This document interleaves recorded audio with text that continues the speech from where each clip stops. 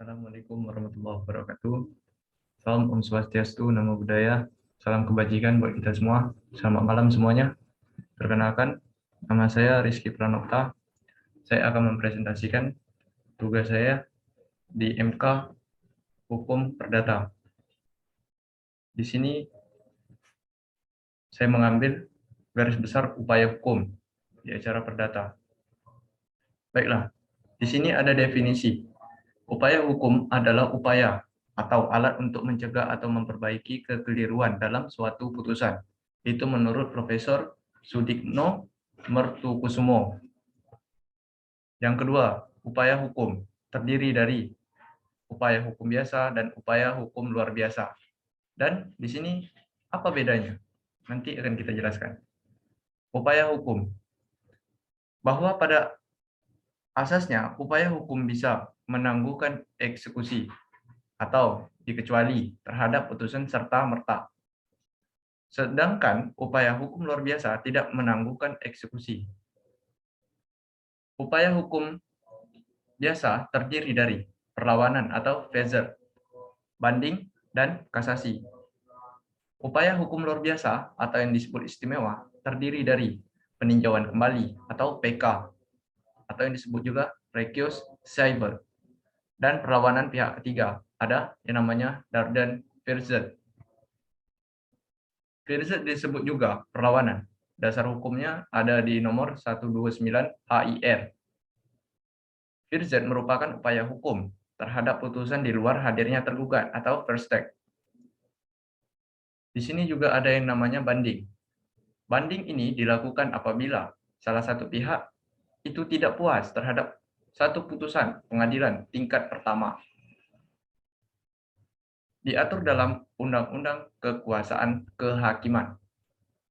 Banding di sini, semua putusan akhir pengadilan tingkat pertama dapat dimintakan pemeriksaan ulang di tingkat banding oleh para pihak yang bersangkutan, kecuali undang-undang menentukan lain. Di sini ada jangka waktu mengajukan permohonan banding adalah 14 hari sejak para pihak mengetahui putusan di pengadilan negeri. Seperti pada pasal 11 ayat 1 Undang-Undang Nomor 20 Tahun 1947. Permohonan banding harus diajukan kepada panitera atau di pengadilan negeri yang menjatuhkan putusan, seperti dalam pasal 7 ayat 1 Undang-Undang Nomor 20 Tahun 1947. Pihak yang mengajukan banding atau pembanding boleh mengajukan alasan-alasan permohon pembanding dan bukti-bukti baru dalam memori banding. Sedangkan terbanding boleh menjawab memori banding ini dengan mengajukan kontra memori banding. Dan di sini saya akan menjelaskan juga yang namanya kasasi terhadap putusan-putusan yang diberikan dalam tingkat akhir oleh pengadilan-pengadilan lain daripada MA, yaitu Mahkamah Agung. Demikian juga terhadap putusan pengadilan yang dimintakan banding dapat dimintakan kasasi kepada MA oleh pihak-pihak yang berkepentingan, seperti yang tertuang dalam pasal 22 Undang-Undang Nomor 4 Tahun 2004 dan dalam pasal 43 Undang-Undang Nomor 14 Tahun 1985. Definisi kasasi ini adalah pembatalan putusan atas penetapan pengadilan-pengadilan dari semua lingkungan peradilan dalam tingkat peradilan akhir, seperti tertuang dalam pasal 29 dan pasal 30 Undang-Undang Nomor 14 Tahun 1985.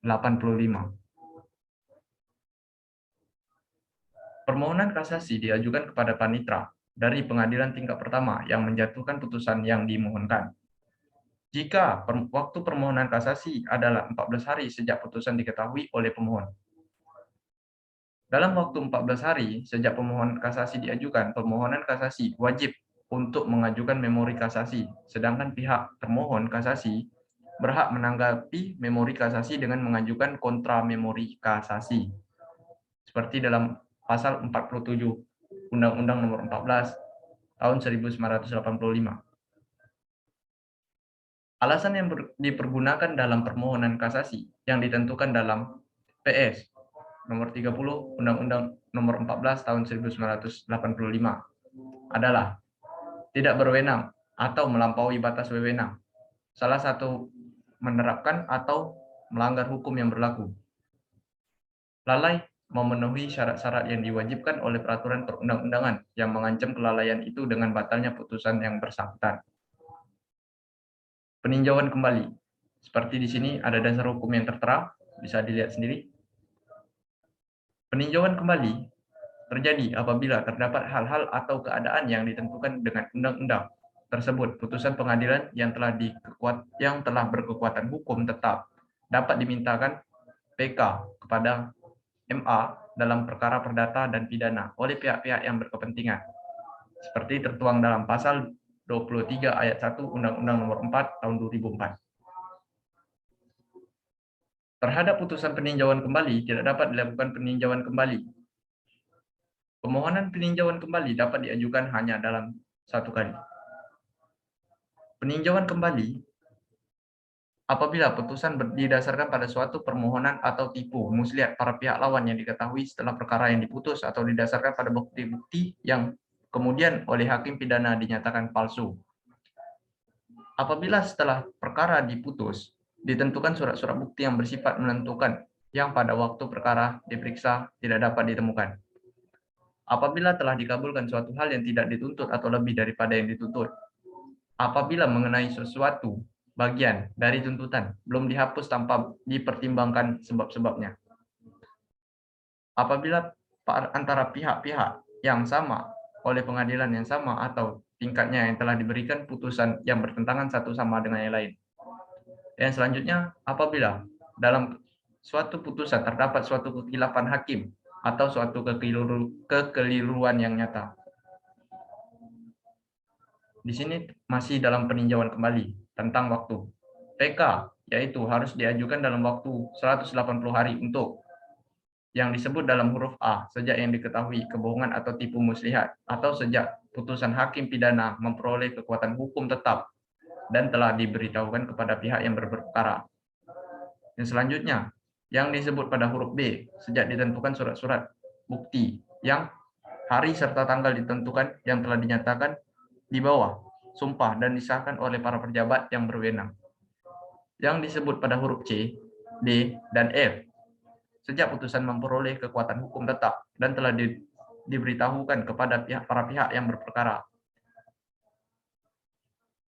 Peninjauan kembali, permohonan PK diajukan oleh pemohon kepada MA melalui KPN yang memutuskan perkara dalam tingkat pertama dengan membayar biaya perkara yang diperlukan.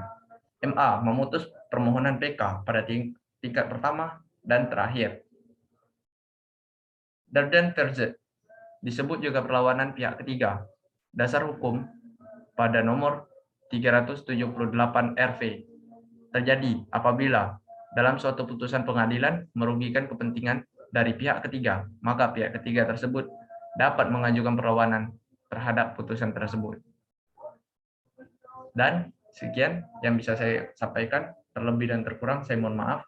Saya akhiri, wabillahi taufiq wal hidayah. Wassalamualaikum warahmatullahi wabarakatuh. Dan selamat malam semuanya.